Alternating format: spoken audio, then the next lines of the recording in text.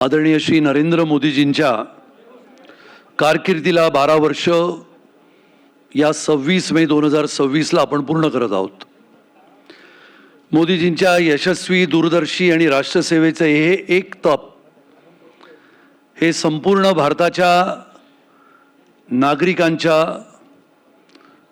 दृष्टीने सर्वात महत्त्वाचं असं तप आहे। महाराष्ट्राचे लोकप्रिय मुख्यमंत्री सन्माननीय श्री देवेंद्रजी फडणवीस यांचं आगमन 10 मिनिटांमध्ये या सभागृहामध्ये होणार आहे। आपण सगळेजण जाणतो की 26 मे 2014 या देशामध्ये 10 वर्षाच्या त्यावेळच्या सरकारच्या नंतर साधारणपणाने 2004 ते 2014 या कालावधीनंतर 2014 मध्ये 26 मे 2014ला प्रथम पहिल्यांदा पंतप्रधान पदाची शपथ घेणारे प्रधानमंत्री श्री नरेंद्र मोदीजी, त्याच्यानंतर सलग दुसऱ्यांदा 30 मे 2019 रोजी या भारताचे पंतप्रधान म्हणून दुसऱ्यांदा शपथ घेणारे आणि या 10 वर्षाच्या नंतर 9 जून 2024ला देशामध्ये इतिहास रचणारे आणि तिसऱ्यांदा पंतप्रधान पदाची शपथ घेणारे आदरणीय प्रधानमंत्री श्री नरेंद्र मोदीजींच्या या कार्याला 2014 ते 2026 साधारणपणाने एक तप पूर्ण होत आहे। त्याला मराठीमध्ये आपण म्हणतो की 12 वर्ष पूर्ण झाली आणि या 12 वर्ष पूर्ण होण्यानंतर संपूर्ण देशाला एक आधुनिकतेच्या माध्यमातून पुढे नेणारे, छोट्या छोट्या मुद्द्यांवरून सर्व घटकांसाठी, वंचित असतील, दुर्लक्षित असतील, उपेक्षित असतील, या सर्व घटकांना संपूर्ण देशभरामध्ये न्याय देण्याच्या भूमिकेमध्ये जाणारे आपले पंतप्रधान यांच्यावर एक विशेष संग्राह्य अंक प्रकाशन सोहळ्याचा आज कार्यक्रम आहे। आणि या प्रकाशन सोहळ्याच्या कार्यक्रमाला महाराष्ट्राचे मुख्यमंत्री, ज्यांनी महाराष्ट्रामध्ये 2014 ते 2019 आणि 2024 ते 2026 मुख्यमंत्री म्हणून महाराष्ट्राला सुजलाम आणि सुफलाम करण्याच्या भूमिकेमध्ये, ज्याला आपण म्हणतो की जीव ओतून प्रयत्न करणे, यामध्ये सन्माननीय श्री देवेंद्रजी फडणवीस साहेबांची भूमिका ही अत्यंत आग्रहीपणाची होती। आणि म्हणून या राष्ट्र निर्माणाची तपपूर्ती विशेष संग्राह्य अंक प्रकाशन सोहळ्यासाठी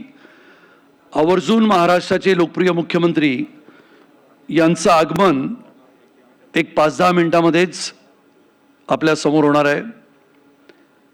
आपल्या सर्वांना या 12 वर्षाच्या दैदिप्यमान कालखंडाचं या पुस्तक रूपाने, ग्रंथाच्या रूपाने याच्यामधील सर्व कालखंड, ज्या 12 वर्षामध्ये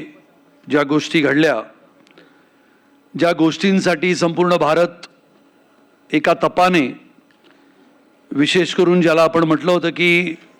आज भारतीय जनता पार्टी महाराष्ट्र प्रदेशाच्या वतीने, विशेष करून प्रदेशाचे अध्यक्ष आमदार सन्माननीय श्री रवींद्रजी चव्हाण यांच्या माध्यमातून या संपूर्ण विशेष संग्राह्य अंक प्रकाशन सोहळ्यासाठी जे नाव निवडलं गेलं, जे नाव सार्थक असं मानलं जातं, राष्ट्र निर्माणाची तपपूर्ती, हे करत असताना यामध्ये ज्या वेळेला या अंकाचं प्रकाशन होईल, आपल्या हातामध्ये तो अंक मिळेल, त्यावेळेला विशेष करून या अंकामध्ये जर आपण बघितलं तर संपूर्णपणाने 12 वर्ष एक तप, आदरणीय पंतप्रधान श्री नरेंद्र मोदीजींच्या नेतृत्वामधला भारत आणि राष्ट्र निर्माणाची तपपूर्ती करत असताना याच्यामध्ये उल्लेखनीय अशा 12 गोष्टी अंतर्भूत केल्या गेल्या। त्यामध्ये उल्लेख करावा वाटतो असा एक भारत, अखंड भारत, भारत अंत्योदय, सुरक्षित भारत, संरक्षित भारत, पारदर्शक भारत, उद्योग भारत, खेल युवा केंद्रित भारत, विज्ञान भारत, मातृप्रधान भारत, समृद्ध आणि स्वच्छ भारत, सनातन भारत, अभिनव भारत आणि एक भारत अखंड भारत इथपासून 12वा मुद्दा जो आहे, जो परिपूर्ण भारत.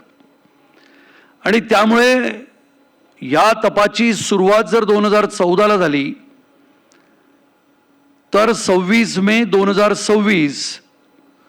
या कालखंडातील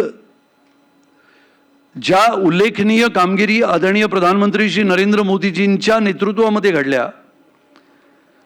त्या विशेष रूपाने महाराष्ट्रातील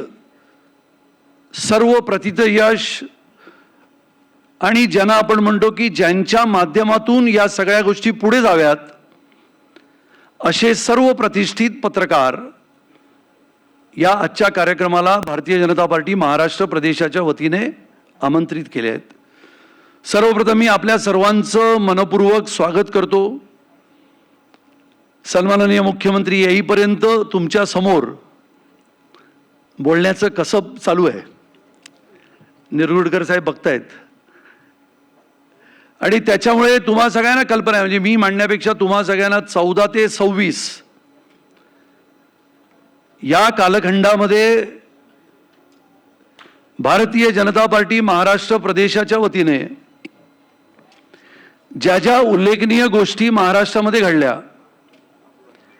आणि केंद्र सरकारच्या माध्यमातून ज्या योजना प्रभावीपणाने महाराष्ट्रामध्ये राबवल्या गेल्या, आणि हे करत असताना भारतीय जनता पार्टीची विचारधारा 1951च्या पासून सुरुवात झालेली भारतीय जनसंघाच्या माध्यमातून असलेली विचारधारा, ज्याच्यामध्ये स्वर्गीय डॉक्टर श्यामाप्रसाद मुखर्जींनी केलेलं बलिदान, दो विधान दो निशान दो प्रधान इस देश में नहीं चलेंगे म्हणून जम्मू काश्मीरमध्ये विजा परमिट न घेता केलेला प्रवेश आणि त्यांचं गूढ आणि रहस्यमय पद्धतीने झालेलं निधन,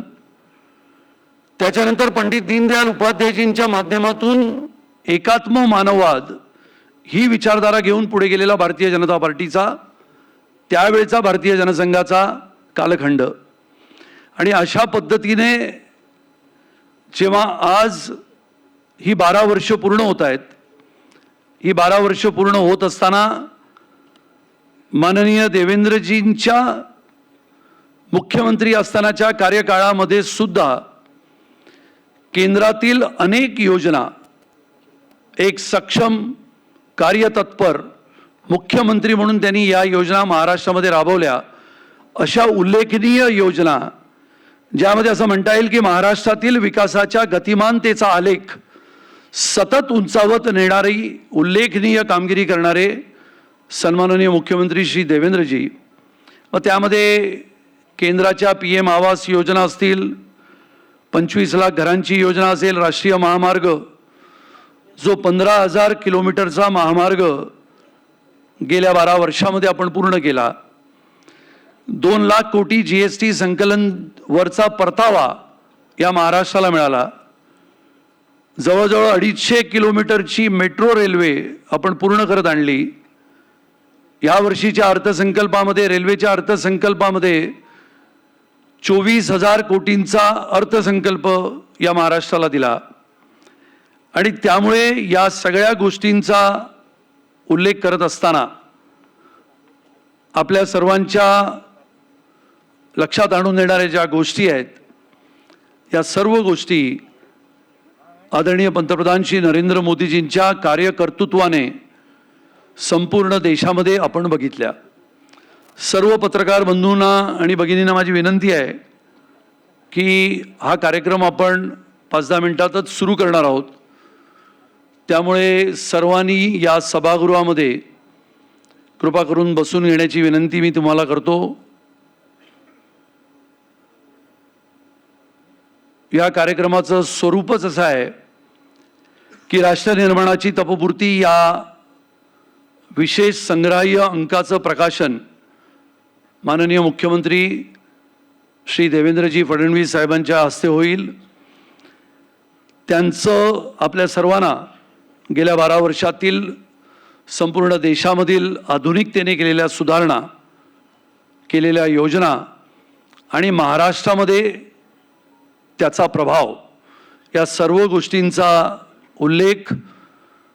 सन्माननीय मुख्यमंत्री श्री देवेंद्रजी आपल्या भाषणात करतील.